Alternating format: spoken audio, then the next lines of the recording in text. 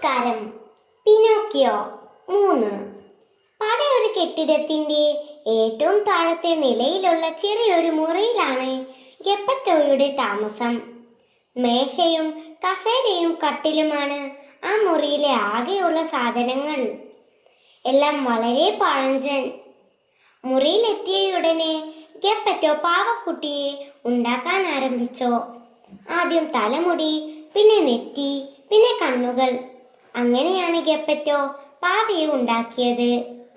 കണ്ണുകൾ ഉണ്ടാക്കി കഴിഞ്ഞപ്പോൾ ഗെപ്പറ്റോ ഞെട്ടിപ്പോയി. എന്താണെന്നോ കാര്യം? കണ്ണിലെ കൃഷ്ണമണികൾ ചലിക്കുന്നു, തന്നെ തുറിച്ചു നോക്കുന്നു. പിന്നെ ഗെപ്പറ്റോ പാവക്ക് മൂക്കുണ്ടാക്കി. ആദ്യം തന്നെ അല്പം നീണ്ട മൂക്കായിരുന്നു അത്. നോക്കിയിരിക്കെ അത് നീണ്ടു വന്നു.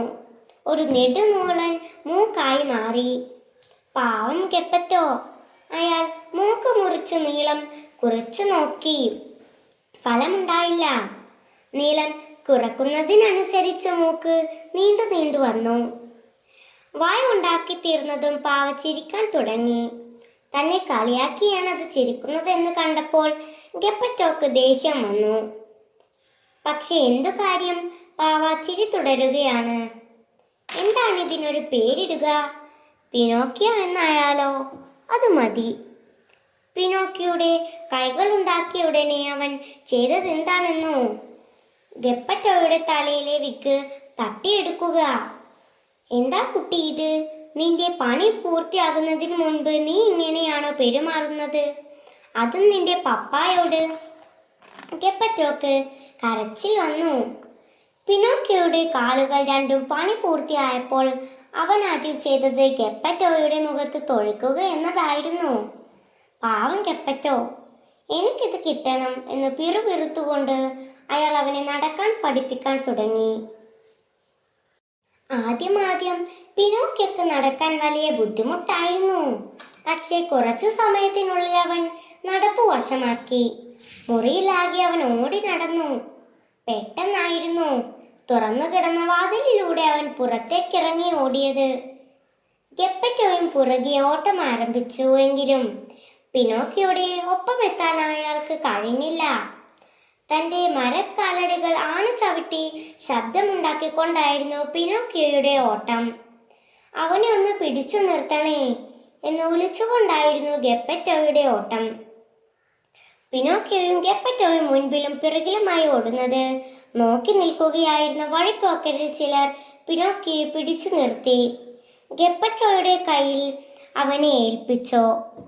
ഓടി തളർന്ന ഗെപ്പറ്റോ പിനോക്കിയെ പിടിച്ചു വലിച്ചുകൊണ്ട് നടക്കുമ്പോൾ പറഞ്ഞു, നോക്കിക്കോ, വീട്ടിൽ ചെന്നിട്ട് ഞാൻ ഇതിന്റെയൊക്കെ കണക്ക് തീർക്കാം. ഇത് കേട്ടപാടെ പിനോക്കിയോ റോഡിന്റെ നിലത്ത് കുത്തിയിരിപ്പായി. അയ്യോ, ഞാനില്ലേ വീട്ടിലേക്ക് എന്ന് നിലവിളിക്കാനും തുടങ്ങി. ഇതിനോടകം കുറേയധികം ആളുകളെ മരപ്പാവയുടെ കോമാളിത്തരങ്ങൾ കാണാനായി ചുറ്റും കൂടി. ഗെപ്പറ്റോ പിനോക്കിയെ നിർബന്ധിച്ചു വീട്ടിൽ കൊണ്ടുപോവാൻ ശ്രമിക്കുന്നതും പിനോക്കിയോ അനുസരിക്കാത്തതും അവർ ശ്രദ്ധിച്ചു. പാവം പാവച്ചക്കൻ, ഈ ഗെപ്പറ്റോ ഒരു ദുഷ്ടൻ തന്നെ. വീട്ടിലെത്തിയാൽ അയാൾ ഇവനെ ഉപദ്രവിക്കുമായിരിക്കും, ചിലർ അഭിപ്രായപ്പെട്ടു.